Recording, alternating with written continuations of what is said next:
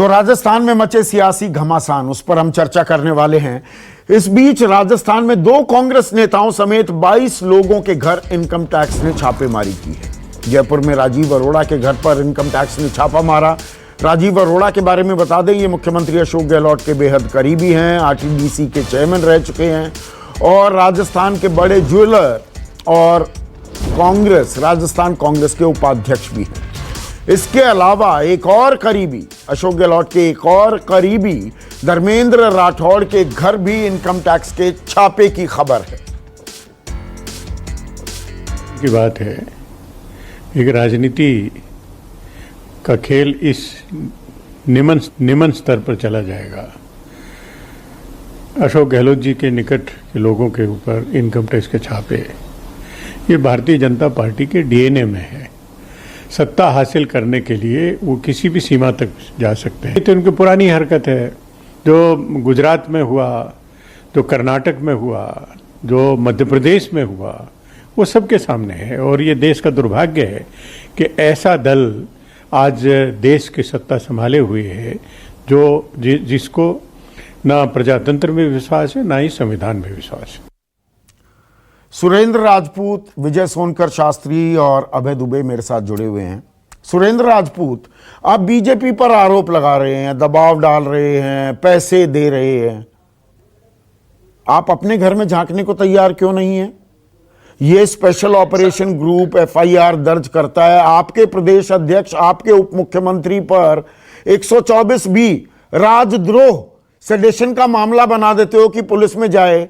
दिक्कत तो आपने अपने घर में शुरू की है, बीजेपी को क्यों कोस रहे हो? संदीप भाई, जो नोटिस श्री सचिन पायलट को है, सेम नोटिस अशोक गहलोत को नहीं है क्या? अगर आपके पास कॉपी सचिन पायलट तो इस बात पर नाराज है ना कि मुझ पर राजद्रोह का मुकदमा क्यों लगा रहे हो, मैं पुलिस के सामने क्यों जाऊं? सर, मैं वही बात, अगर वो अशोक गहलोत के पास ना हो, उन्होंने नोटिस देकर के पूछताछ के लिए उचित समय में अपना बयान दर्ज करने के लिए श्री अशोक गहलोत को भी कहा, एक क्या नाम ब्राइब के सिलसिले में, और श्री सचिन पायलट को भी कहा कि आप उचित समय पर अपना वो कर दीजिए।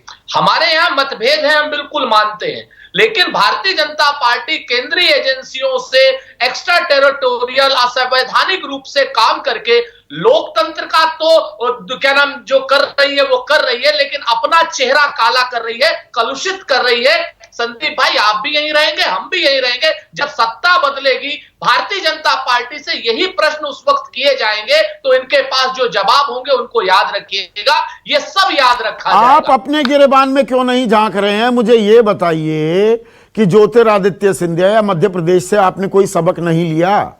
आप इस बात से इनकार करेंगे कि सचिन पायलट नाराज हैं? नाराज हैं ना, बिल्कुल। वो कह रहे हैं ना 30 विधायक मेरे साथ हैं, तो ये आपकी घर की दिक्कत पहले हुई ना। मैं संदीप भाई पूरी तरीके से सहमत हूं, हमारे अंदर मतभेद हैं और हम उन मतभेदों को सुलझा लेंगे। हमारी सरकार सुरक्षित है, लेकिन लोकतंत्र की संवैधानिक संस्थाओं का जिस तरीके से दुरुपयोग करके भारतीय जनता पार्टी ने मध्य प्रदेश में सरकार बनाई, कर्नाटक में बनाई, गोवा में बनाई, और अब राजस्थान आपने सबक नहीं सीखा ना? कर रही है। आज भी मुख्यमंत्री उप मुख्यमंत्री वो ट्रांसफर नहीं करा सकते। सचिन पायलट कहते मैं ट्रांसफर नहीं करा सकता, मेरी कहीं सुनी नहीं जाती है। दिक्कत तो यह है ना, ये नाक की लड़ाई हो गई है।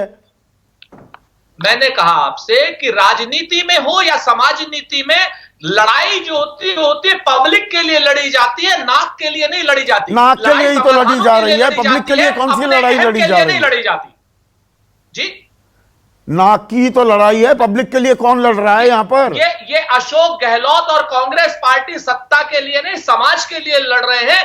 जो लोग नाक की लड़ाई लड़ रहे हैं, उन्हें नाक की लड़ाई नहीं लड़नी चाहिए। और मैं तो एक बात पूछता हूं आपसे संदीप भाई, जो जवाब आपका वो मेरा। मैं आपसे पूछता हूं, हेमंत बिस्वा शर्मा को भारतीय जनता पार्टी ने असम का सीएम बना दिया क्या? ज्योतिरादित्य सिंधिया को मध्य प्रदेश का सीएम बना दिया क्या? राव इंद्रजीत सिंह को हरियाणा का सीएम बना दिया क्या? चौधरी बीरेन्द्र सिंह को क्या नाम हरियाणा का सीएम बना दिया क्या? ऐसे, और विजय बहुगुणा को उत्तरांचल का बना दिया क्या?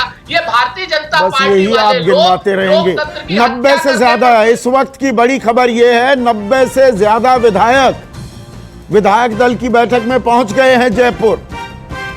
90 से ज्यादा विधायक अजय माकन, रणदीप सुरजेवाला भी प्रेस कॉन्फ्रेंस करने वाले हैं। तो ऑपरेशन लोटस, कांग्रेस में तो खलबली है, लेकिन क्या आप मुतमईन हैं ये ऑपरेशन लोटस अंजाम तक तो नहीं पहुंच रहा? 90 विधायक अगर पहुंच गए विधायक दल की बैठक में, विजय सोनकर शास्त्री।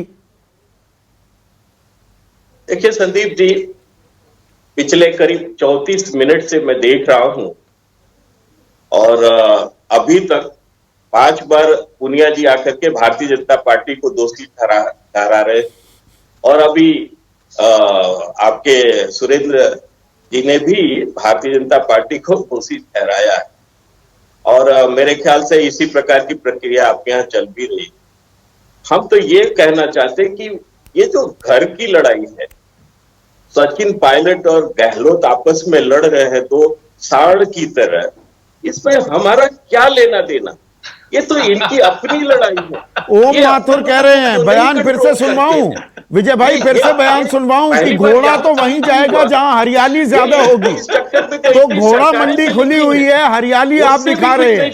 एक मिनट सिर्फ विजय सोनकर शास्त्री। हाँ नहीं, मैं ये कह रहा हूं कि इतना सब कुछ के बावजूद भी ये लोग हंस रहे हैं। इनके घर की लड़ाई होती है और इनकी सरकारें चली जाती है। नहीं, वो किस हरियाली की बात कर रहे थे? ओम माथुर कौन सी हरियाली की बात कर रहे थे? मेरा ये मानना है हाँ। कि इनके बड़े नेता कपिल सिब्बल ने क्या कितनी गहरी बात कही है, क्या सुरेंद्र राजपूत को उस पर कोई जवाब है इनका? जरा ये बताएं कि कपिल सिब्बल ने क्यों कहा कि जब मैं ओम माथुर की बात पूछता हूं, आप कपिल सिब्बल गिनाने लगते हैं। जो सवाल पूछा जाता है सुरेंद्र राजपूत से पूछूं, बीजेपी की बात करेंगे, आपसे आपकी पार्टी की पूछूं, आप कांग्रेस की बात करेंगे। वो कौन सी हरियाली की बात कर रहे थे ओम माथुर, ये तो बताइए। अरे मैं तो यही तो कह रहा हूं कि आपस में इनकी कौन सी हरियाली चल रही थी, अच्छा, जिसकी वजह से झगड़ा लड़ाई हो रहा है। और ये जो 22 जगह छापे पड़ रहे हैं, कौन प्रदेश को बचाना चाहता था? सरकार पर संकट के बादल छाए हुए हैं और छापेमारी हो रही है, ये क्यों विजय सोनकर शास्त्री? सीएम मामूली नहीं होता है और उसकी लड़ाई हो रही। और जहां तक छापेमारी की बात है तो संदीप जी, मैं आपसे प्रश्न करता हूं, करने के लिए छूट दे देनी चाहिए। नहीं, ये अभी क्यों? अभी यकायक याद आया कि वहां पर लूट मची हुई है। जांच के बाद तो ये तय होगा कि कौन क्या गलती किया है। तो क्या लोगों को गलत काम करने के लिए छूट दे देनी चाहिए? नहीं, ये राजनीति में ऐसा संयोग होता है क्या? मतलब ये इत्तेफाक मानेंगे, क्या मानेंगे?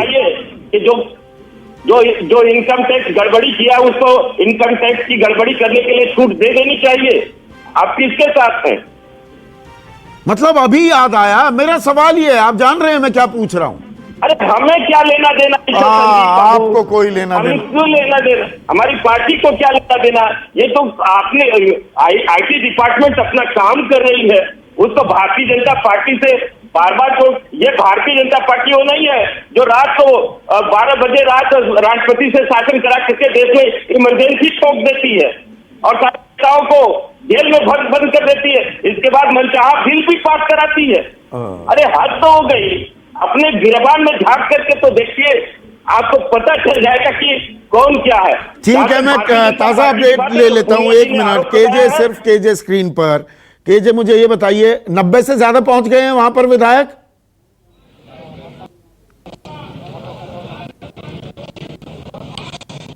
जी बिल्कुल, देखिए संदीप जी, 90 से ज्यादा विधायक यहां पर पहुंच गए हैं, लेकिन अभी एक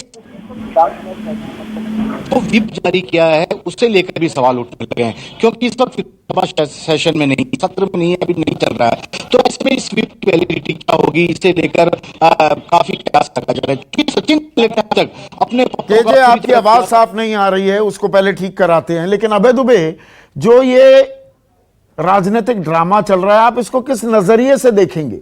एक तरफ बीजेपी अगर उसे मौका मिलेगा वो चौका लगाएगी, दूसरी तरफ कांग्रेस वो बीजेपी पर आरोप लगाती रहे पर अपने घर में, ये तो अंदरूनी कलह है ना। मुख्यमंत्री उप मुख्यमंत्री, मतलब उप मुख्यमंत्री इस बात पर कोप भवन में चले गए कि 124 भी मुझ पर लगा रखी है, मुझ पर राजद्रोह लगा दिया, मैं पुलिस में जाऊं क्या?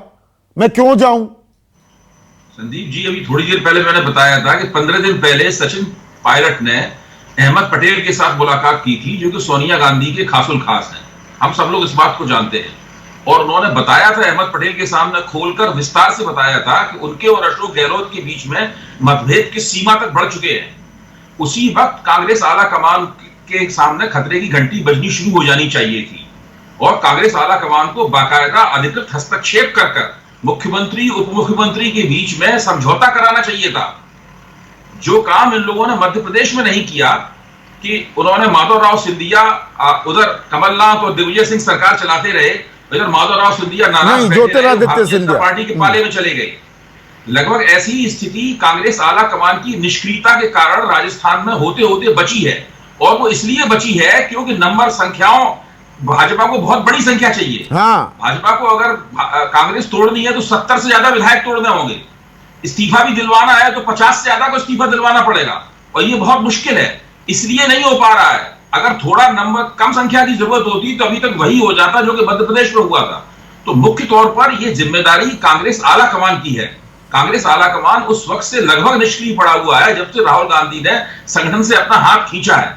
जब तक कांग्रेस आला कमान सक्रिय नहीं होगा तब तक क्षेत्रों में उनके जो सूबेदार हैं उन सूबेदारों के बीच में इसी तरह झगड़ा चलता रहेगा और कांग्रेस के हाथ से बाजी खिसकती नहीं। ये युवा और जो पुरानी पीढ़ी है उनकी लड़ाई भी है क्या? ज्योतिरादित्य सिंधिया राहुल के करीबी थे, सचिन पायलट, अशोक तंवर को हरियाणा चुनाव से पहले प्रदेश अध्यक्ष के पद से हटाया गया। सब युवाओं की बारी आ रही है। पार्टी में वो लड़ाई है और हर पार्टी में इस तरह के मतभेद, इस तरह के अंतर्विरोध, विरोधाभास होते हैं।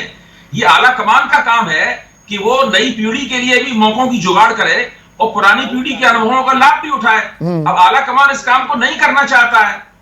आला कमान अपनी जिम्मेदारियों को नहीं निभा रहा है। तो कांग्रेस के भीतर, कांग्रेस के संगठन में भी दिक्कतें हैं जो ये यहां पर हम ड्रामा अनफोल्ड होते देख रहे हैं। चर्चा जारी रखेंगे। नमस्कार, मैं हूं मानक गुप्ता। अगर आपको हमारा ये वीडियो पसंद आया हो तो इसे लाइक और शेयर जरूर करें और हां, हमें सब्सक्राइब और फॉलो करना ना भूलें ताकि आप देश और दुनिया की कोई खबर मिस ना करें। तो जुड़े रहिए हमारे साथ और देखते रहिए न्यूज़ 24।